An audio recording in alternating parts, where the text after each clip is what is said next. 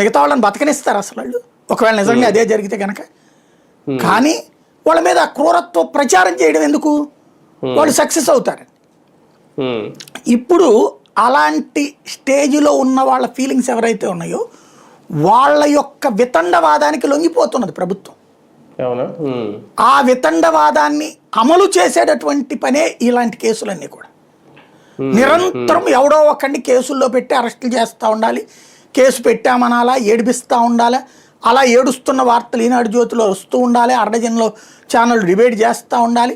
అక్కడ మానసికంగా సంతృప్తి పొందేటటువంటిది అంటే డ్రగ్సు, గంజాయి, లేకపోతే లిక్కరు, ఇట్లాంటి కిక్ కాదు వీళ్ళకి, ఇది చూసి కిక్ అనమాట. అంటే కిక్ ఇస్తున్నారు వీళ్ళు.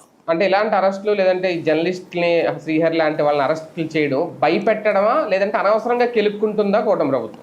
కెలుక్కోవడం అనేది ఆల్రెడీ కెలికేశారు. ధనుంజయ రెడ్డిని వాళ్ళని అరెస్ట్ చేసిన రోజునే కెలికేశారు. బేసిక్గా ఒకటే, ఇప్పుడు ఏంటి అంటే జగన్ చంద్రబాబును అరెస్ట్ చేసి మా మీద ఆధిపత్యం చూపించాడు, చేయగలనని చూపించాడు.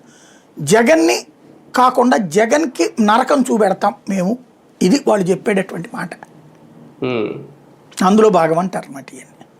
ఒక రకంగా బెదిరింపు రాజకీయమా ఇది? జగన్కి, జగన్ని నమ్మిన జగన్